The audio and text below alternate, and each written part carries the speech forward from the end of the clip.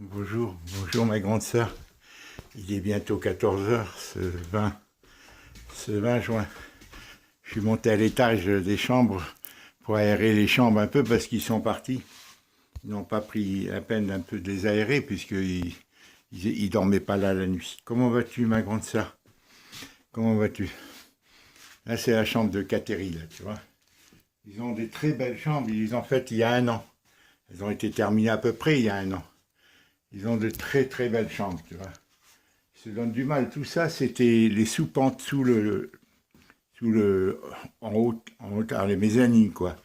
Et là, tu vois, c'est la chambre là, c'est la chambre de Ange, et là, c'est la chambre de Catherine. Ils se donnent beaucoup de mal, ils sont gâtés, ces enfants. Là, c'est le grand couloir qui dessert toutes les chambres, si tu veux. Alors, chaque enfant a sa chambre, tu vois. Voilà. C'est le grand couloir, ils en ont des livres et tout ça, des jouets, regarde. Tout ce qu'ils ont comme jouets, tu vois. Je crois que moi, si c'était à refaire, je ne gâterais pas les enfants autant. Tu vois, ça sert à rien, ils voient plus clair. Ça leur grille la vue, tous ces affaires-là. Là, c'est la salle de bain qu'ils n'ont pas faite encore, à l'étage, tu vois. Elle est toute à faire. Ils vont la faire bientôt. Et là, c'est la chambre de Jeanne. La chambre de Jeanne, tu vois. Voilà. Elle n'est pas ouverte, hein. J'ai pas ouvert les persiennes pour pas que l'eau rentre. Il y a les rideaux et tout, tu vois. Voilà, ma grande sœur, écoute, je reviens, j'ai fait quelques courses. J'ai acheté un peu de graines pour les poules parce qu'il n'y en avait pas. Des céréales pour la volaille. Et là, c'est, tu vois, l'entrée dans les chambres. Là, c'est la chambre de Luc, là, tu vois. Là où il y avait les voitures de pompiers, là, c'est la chambre d'Ange. Au fond, la chambre de Jeanne, tu vois. Au fond, là. Et là, c'est l'entrée, voilà, à l'étage. Je sais pas si je t'avais fait visiter l'appartement. Enfin bref, je passe rapidement. Les toilettes à l'étage, le couloir qui monte. Voilà. Là, c'est la chambre de Paul. La chambre de Paul, la dernière. Bon, là, c'est la salle de jeu. La salle de jeu, toujours bien rangée. Il y a tellement de jouets, tellement de choses à faire, Hélène. Tu vois, tous les livres, des millions et des millions. Je ne sais pas si c'est une bonne chose, Hélène, cette société de gâter les enfants autant. Voilà l'escalier qui descend au rez-de-chaussée. Voilà. Et là, c'est le grand salon. Enfin, non, un avant-salon. Là, c'est la salle de classe. C'est là qu'elle leur fait la classe. Là-bas, dans le fond, c'est la chambre des parents. La chambre là, qui s'ouvre, la chambre de Clarisse et Dominique. Là, c'est la salle de classe où elle leur fait classe, là, tu vois, avec les pupitres, là. Tu vois, c'est sympathique. Et là, le salon, quoi, une partie du salon. La salle de bain qu'ils vont tout refaire à neuf, là, d'ici quelques mois. La salle de bain, ils vont tout détruire, ils vont tout la refaire au rez-de-chaussée. En haut, il y en a une autre. Là, c'est les toilettes, c'est pas... Et là, la buanderie. La buanderie, tu vois, avec beaucoup de fourvis. Tout le linge, elle a du boulot, elle a du travail. Elle a été dépassée depuis la naissance de Paul. Et c'est en cela que Colette et moi, on aurait pu les aider, quoi. Voilà le premier grand salon, si tu veux, avec la salle de classe. Tu vois, avec la salle de classe, l'escalier qui monte à l'étage, la cuisine, la belle cuisine. Tous les meubles ont été faits par Dominique. Ils sont extraordinaires. De solidité, robustes et tout. Tu vois, tous les portes, tout ça. Tous les meubles, les portes, tous les meubles. Voilà. Et là, le grand salon. Tous les meubles là, ont été faits par Dominique. La grande table. Le grand salon. Ils ont tellement d'affaires. C'est trop dur à ranger. C'est trop dur, tu vois. Il faudrait que les femmes, si elles ne sont pas aidées, comment veux-tu qu'elles s'en sortent, femmes au foyer? En plus, elles ne sont pas formées, tu vois, le grand salon. Elles ne sont pas formées psychologiquement, vois-tu. Elles n'ont pas été formées comme les femmes d'avant, c'était naturel, on leur apprenait les arts ménagers et tout. Là, elles n'ont pas la vocation, les femmes d'aujourd'hui, d'être mères, tu vois. Alors, nos filles sont mères au foyer, mais elles n'ont pas la vocation. Clarisse me l'a dit honnêtement, hein. Alors ça stresse, quoi, tu vois. Ça stresse. Tu vois, le salon vu d'ici, avec la cuisine, l'ouverture qui donne sur la cuisine dans le fond, là. Voilà. Voilà, c'est les enfants, là, quand ils étaient petits. Enfin, plus jeunes, hein, pas petits. Plus jeunes. Voilà, et dehors, le jardin. Attends. Tout ça, c'est jusqu'au bout, c'est le jardin. Là, c'est... Là, c'est le genre d'abri qu'il a fait garage pour mettre les affaires. Le jeu, là. Là, le truc, là, pour le potager couvert, là. La serre, une serre. Le poulailler est là-bas. Tu vois, la maison est là, le poulailler est là-bas. Je viens d'aller donner des graines avec des canards, des poules, d'agréments. Mais les canards, il va les manger. Et le jardin va jusque là-bas au bout. Voilà. Et l'avant-jardin, là, de ce côté. Ils ont un terrain extraordinaire, tant eux que Dominique, que Adélie, quoi. Tant Bibo et... Voilà, là, c'est... Et tout ça, ça fait partie. Voilà, ma soeur, comment vas-tu? Je ne sais pas si je pars cet après-midi quand ils seront en retour. Je crois qu'ils ont été à la plage. Hier, ils sont allés chez des amis. Ils m'ont demandé de rester, si je voulais bien rester. Bon, ben moi, j'ai accepté, quoi. Et demain, ils vont au baptême d'un des frères de... Voilà, c'est très difficile, Hélène, de gérer toutes ces relations, tu vois, pour moi. Parce que, tu vois, on ne peut pas vivre dans un couple, tu vois. Bon, moi, j'ai besoin, si tu veux, de les voir ponctuellement pour aider ma fille. Mais faut-il encore que j'ai une certaine parité avec Colette? Moi, je ne veux pas être en état de demande. Si tu veux, autant j'aide spontanément ma fille de tout cœur, chacune de mes filles. Encore faut-il qu'elle le veuille et que leur mari le veuille et que ça, voilà, et que Colette le comprenne. Tu vois, mais autant j'ai besoin aussi de voir mes petits-enfants naturellement. Tu vois, voilà, c'est quelque chose de légitime. Et donc, partager ces choses-là. Et c'est en cela que je souhaiterais que Colette comprenne qu'on doit être à parité. Il doit y avoir un minimum de parité pour tout ce qui est grands événements et tout. Et que je puisse venir passer 2 heures, 3 heures. Mais là, j'habite loin. Tu vois, bon, maintenant, il y a aussi Félicien. Bon, bien sûr, j'accorde la priorité à Félicien et Comi.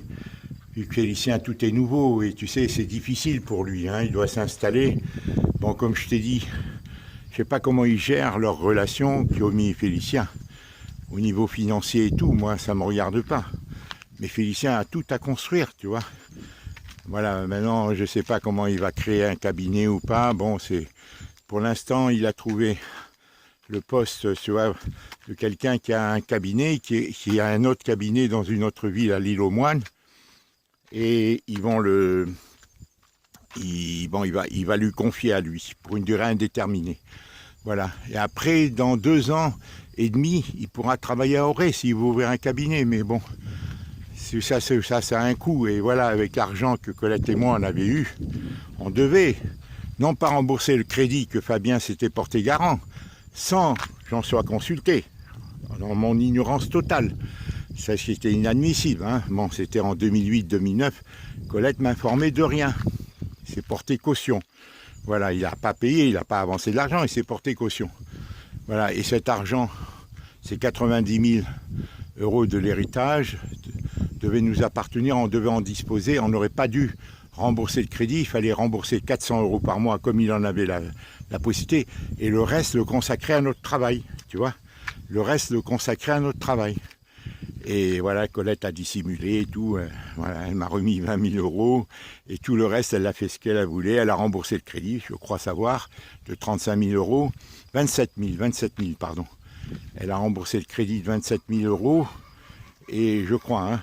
Et voilà, le reste, bon ben, j'en sais pas. Elle en a disposé pour elle-même. Tout ça, ça a faussé toute la relation. Et Dieu sait que quand elle m'a mis l'alliance, je lui avais dit. Hein, que les difficultés, j'avais pas vécu, tout ça, j'avais les sentiments, bon, et tout ça, et qu'il fallait qu'on se consacre au travail par rapport aux réflexions que Fabien avait réitérées, qu'Héloïse avait faites, qu'ils craignaient qu'on soit à leur charge, et que Bibo aussi a mis l'accent là-dessus. Bien que ça soit des prétextes, pour moi, c'est beaucoup plus complexe. Voilà, je ne veux pas te répéter des choses que je sais, mais c'est le fond du dossier. C'est le fond du dossier, c'est le fond de l'affaire. C'est pour ça que Colette ne veut pas faire de mise au point et tout ça, parce qu'elle a attrapé la main dans le sac en mauvaise foi, en total. Mais comme elle a l'appui de ses enfants et des gendres et des belles familles, ça leur convient, disons. Hein. Voilà. les gendres, bon, voilà, puisque pendant 6 ans, j'ai vécu quasiment seul, jusqu'à ce que Félicien, en 2015, vers novembre, il s'est rapproché de moi. Il le reconnaît, c'est le seul. Bon, mais lui, il était tellement jeune, depuis l'an 2000, si tu veux, depuis que Héloïse a fréquenté, a officialisé en juillet 2000 sa relation avec Fabien, qu'elle connaissait déjà depuis longtemps, mais moi, elle l'a officialisé pour moi, parce que Colette le savait peut-être déjà, mais sans rien me dire. Toujours le même problème. Hein, voilà, et voilà. Voilà, Hélène, dans ce beau décor-là. Alors, on verra comment ça va se passer. Hein, Adélie, bon, elle sait certainement que je suis là, mais Bibo, vivant le deuil, l'anniversaire de sa maman, l'après Clarisse, voilà, bon, on verra comment il vit la chose, et voilà. Moi, je sais que Bibo a provoqué, comme je te l'ai dit, il veut pas de relation, mais même si ça se cristallise contre moi, mais c'est son drame communautaire, c'est pour le moins qu'on puisse dire. Hein.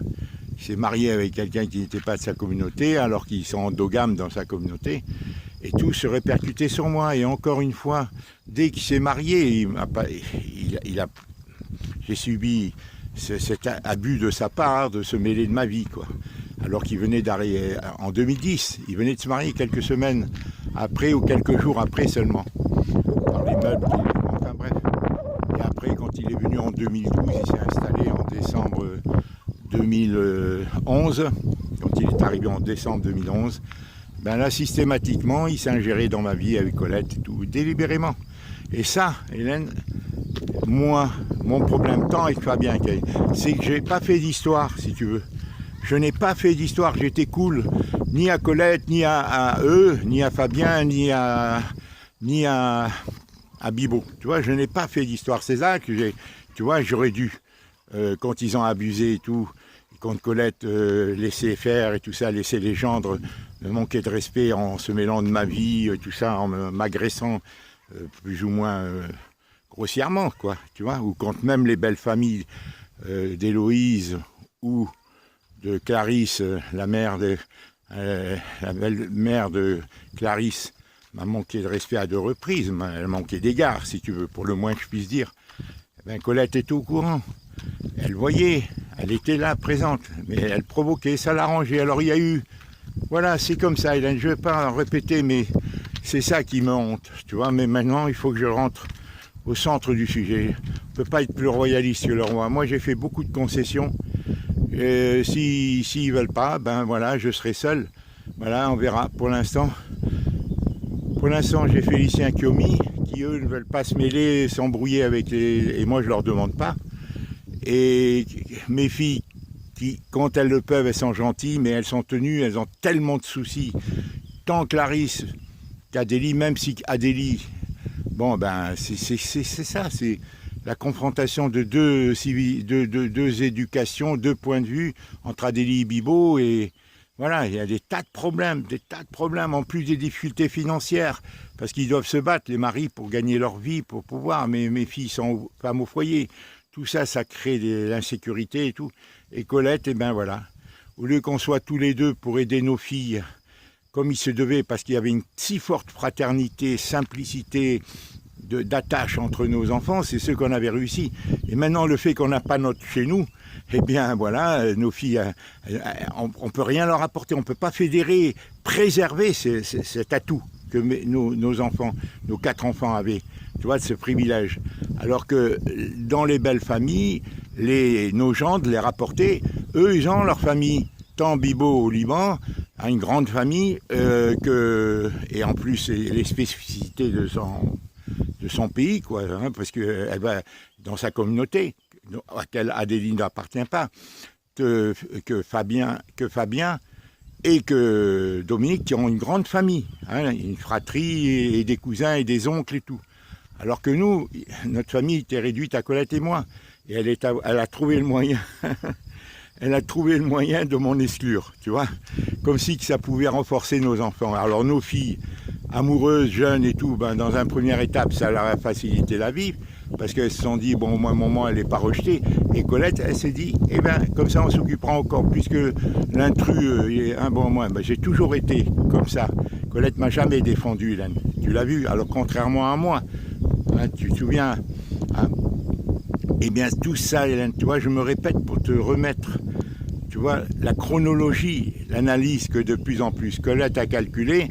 Quelle est cette dynamique? Qui a suggéré à l'autre qu'en m'éliminant, ça irait mieux, en apparence, dans une première étape, pour mes filles comme pour Colette? Colette, elle est sûre. Hein.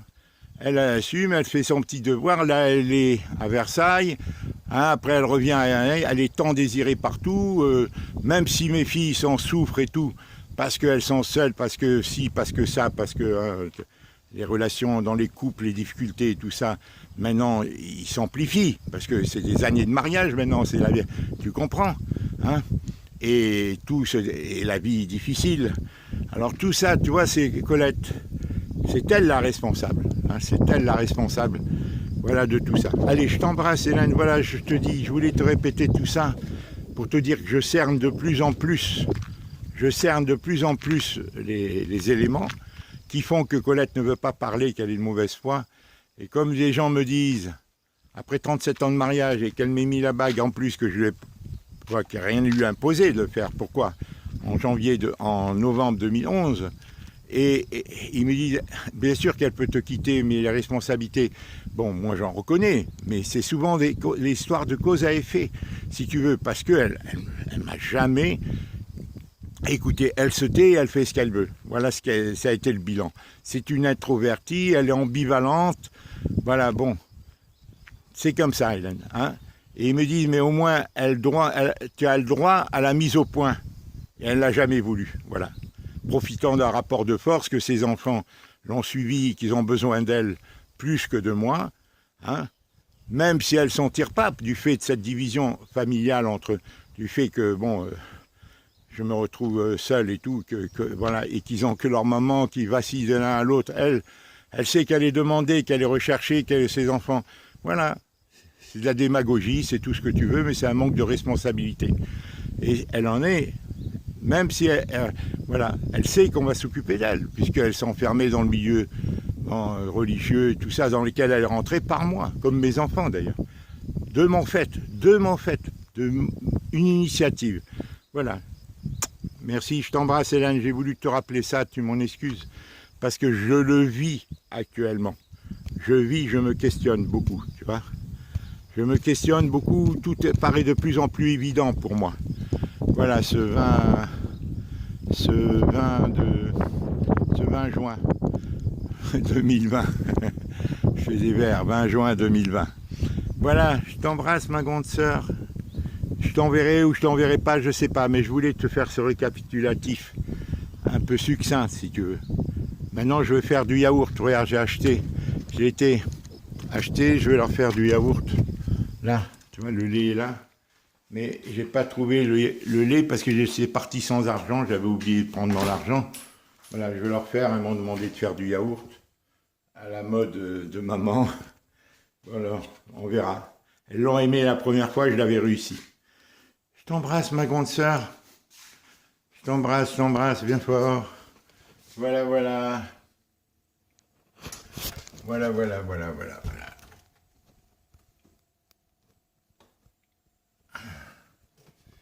Je t'embrasse, au revoir.